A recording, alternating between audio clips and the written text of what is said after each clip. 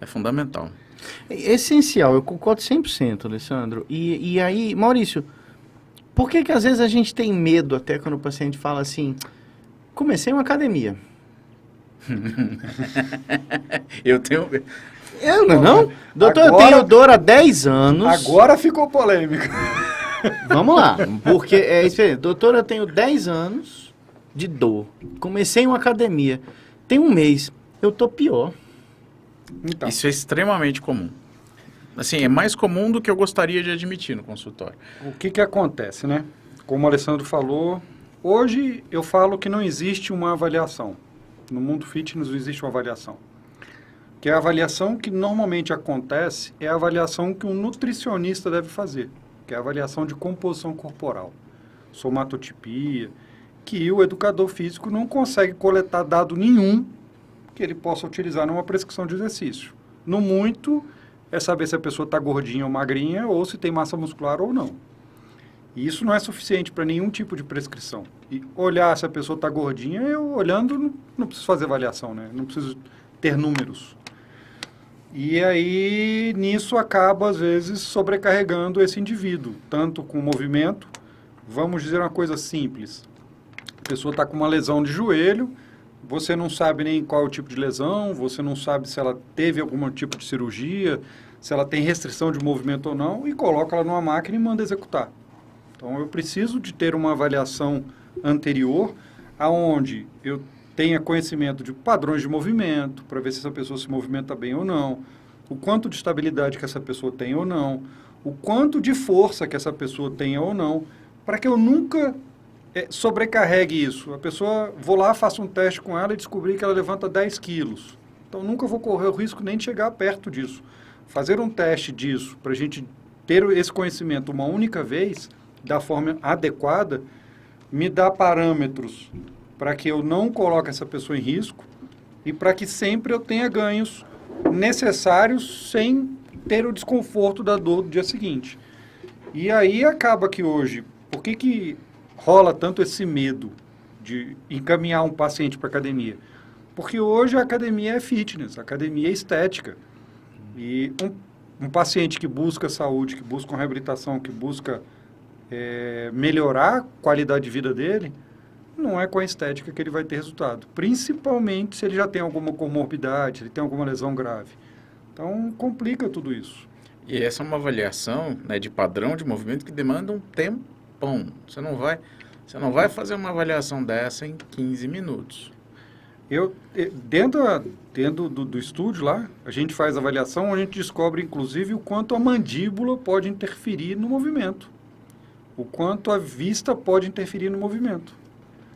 A mandíbula tem a ver com a cadeia anterior ou cadeia posterior do nosso corpo. Cadeias que a gente fala é a parte anterior inteira do corpo, toda a parte da frente ou toda a parte de trás do corpo.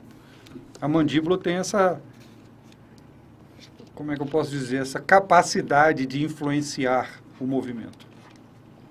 E, entre outros, como o olho, como isso a gente chama de captores, né? Captores mandibulares, captores podais, o pé interfere completamente no movimento, até porque nós somos bípedes e vivemos em cima do pé o tempo inteiro. Mas eu tenho uns conhecidos que são quadrúpedes, mas segue a conversa. E aí, no caso, ter um pé fraco, ter um pé que não tem uma boa funcionalidade, com certeza o resto da estrutura ali para cima vai ser frágil, vai ter problemas, joelho, quadril, coluna, até o ombro, inclusive, está ligado diretamente ao pé. E aí, esse nosso paciente, esse nosso aluno entra numa academia tradicional fitness e já começa a fazer um leg press, já começa a fazer um supino, já começa a fazer uma puxada, sem ter o mínimo de condição motora, sem ter o mínimo de estabilidade, sem ter o mínimo de padrões de movimento adequados para estar fazendo movimentos complexos e com sobrecarga. Então, ele precisaria ter algum tipo de beabá no começo, assim? Você não vai direto para... O grande problema é a academia é um lugar, é um centro de prática de movimento. Eu tenho um casal, inclusive, que malha comigo, que a esposa já está pegando peso pra caramba. O marido até hoje está no beabá. É o cara que bate a cabeça na parede. É o cara que bate a cabeça na parede para ver se o cérebro funciona melhor, você entendeu? E eu acho que ele tem que bater um pouquinho mais. Mas é porque é o seguinte, ele fica falando do amigo dele que é preguiçoso, mas ele, cara, é um negócio sensacional. O bicho ia andar, ele não conseguia coordenar a flexão de quadril, flexão, ele não conseguia. Não. Né? Dava curto o circuito. Tô com pena desse sujeito. Eu coloquei ele para fazer um exercício novo na semana passada de estabilidade, Ele tava reclamando. aonde ele trabalhou um pouquinho mais os adutores. Eu fiquei sem andar. É. Esse Doutor virou- André, Ah, conta essa experiência aí. de ficar sem andar? Como é que foi esse negócio? É horrível. Horrível. Basicamente, você descobre que tem alguns músculos que você nunca usou. É, Alguns músculos, eu tô com 44 anos, tinha uns músculos que eu acho que tava com etiqueta ainda. tava com aquele plastiquinho, né, que Não, você tira. Assim, mas eu sempre fiz esporte, assim, na minha juventude e tudo. A questão é que existe uma coisa na nossa carreira chama, assim, faculdade de medicina.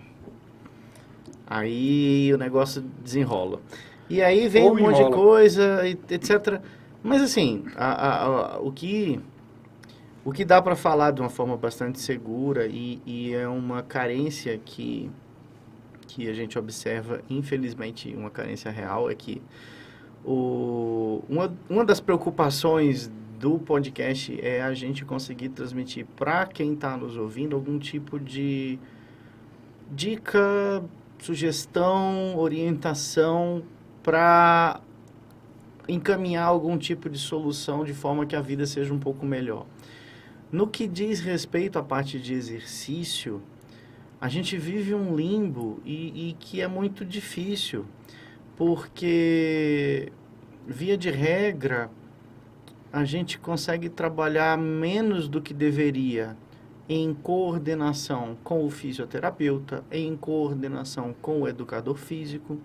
A distância é muito grande do trabalho do médico para o trabalho de todas essas áreas de reabilitação em prol da recuperação do paciente. Isso independe se a gente está falando de um grande portador de grandes necessidades especiais ou de alguém que tem uma lesão supostamente simples.